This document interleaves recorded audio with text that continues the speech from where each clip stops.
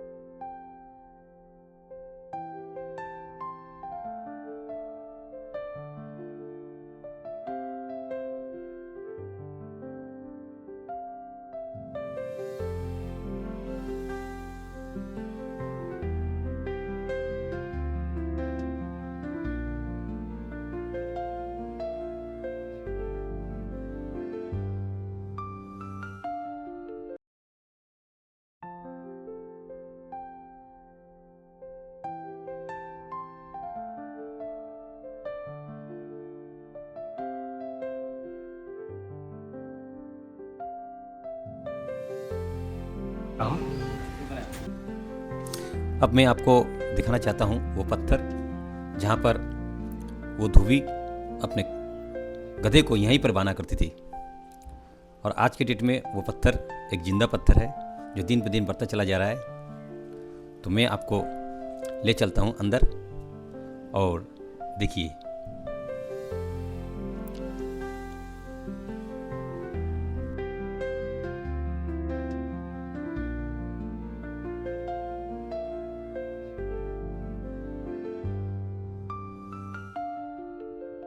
तो आप देख सकते हैं कि ये पत्थर आज के डेट में कितना बड़ा हो चुका है। जब मैं छोटा था तो मैं इस साइड को मैं इसको देखा था। आज से 92 93 में बात कर रहा हूँ। तकरीबन ये पत्थर कितना सेंटर था और आज के डेट में ये पत्थर आप देख सकते हैं कि दिन ब दिन ये बढ़ता जा रहा है। तो एक तरह से इसमें एक ज्ञान है। जो गधा था भूमि का, वो यहीं पर उनको बांधी थी, वो बांध कर वो अपना कपड़ा वहां पर घाट पर हमेशा धोती थी। तो ये एक तरह का एक इतिहास है। और ये है नित्यानंद धुबनी का एक स्टैचू जो गवर्नमेंट द्वारा एक बनाया गया हुआ है लोगों को आकर्षित करने के लिए, दिखाने के लिए। तो ये एक तरह का एक स्टैचू है जो आपको दिखाने के लिए देख सकते हैं।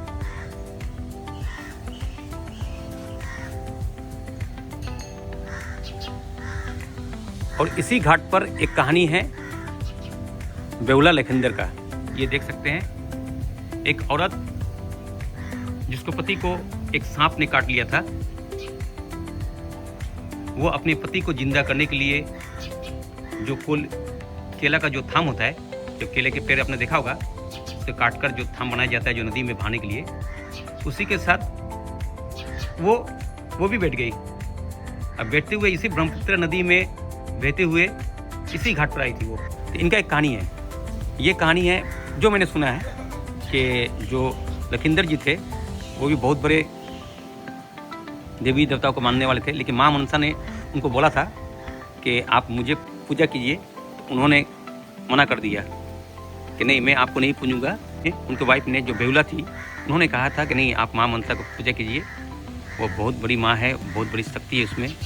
उन्होंने साफ साफ मना कर दिया कि नहीं, मेरे पास तो ऑलरेडी काफ़ी सारी देवताओं का मैं पूछता हूँ, मैं उनको नहीं मानूंगा।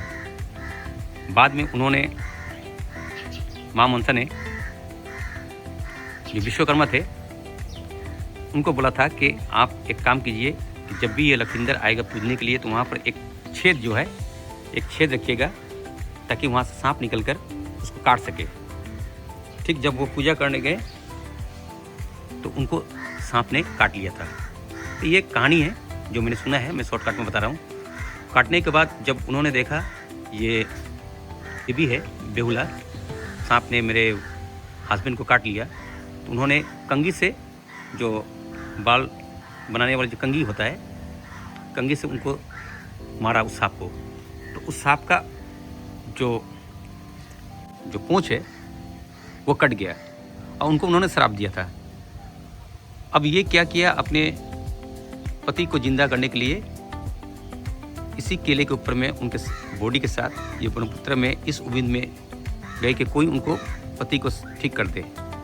तो कहा जाता है कि इसी ब्रह्मपुत्र में आते हुए इसी धुबरी घाट के घाट में आई थी और वो बाद में वो जिंदा हो गए हैं। उनको किसी ने अपने शक्ति से उनको जिंदा कर दिया था। ये एक अलग कहानी है। तो मैं आपको इस स्टैचू के बारे में बताया शॉर्टकट में। तो ये रहा, और इनका पैर आप देख रहे हैं। जो मैंने पैर देखा था, मैं आपको बता दूं, तकरीबन 7-8 साल पहले इसी नदी किनारे में पत्थर के नीचे में इनका कभी कभी एक पैर का छाप दिखाई देता है। वो छाप तकरीबन मेरे हिसाब से 18 से 20 इंच का था, 1.5 से 2 फुट का। तो आप कल्पना कीजिए कि वो देवी का आकार क्या होगा।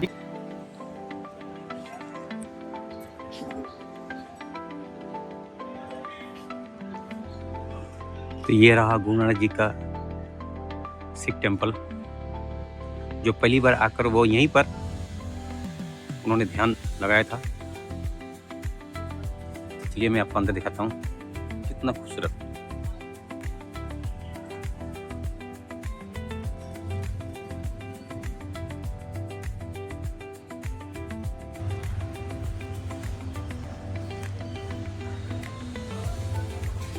बहुत ही खूबसूरत।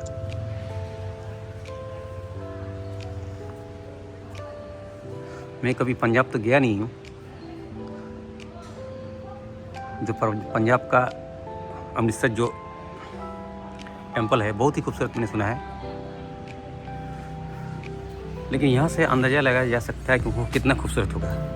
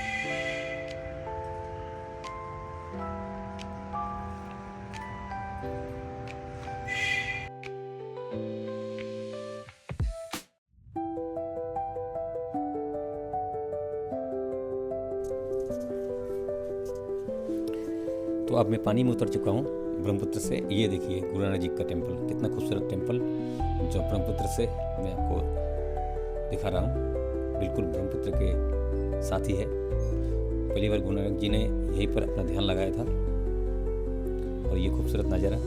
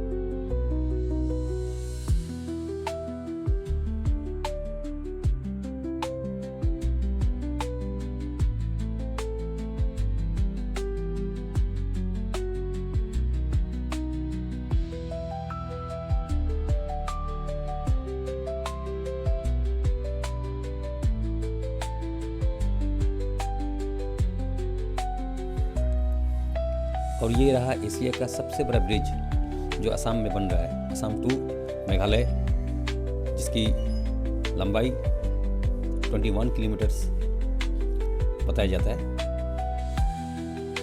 तो बहुत ही गर्व की बात। और ये खूबसूरत नज़ारा।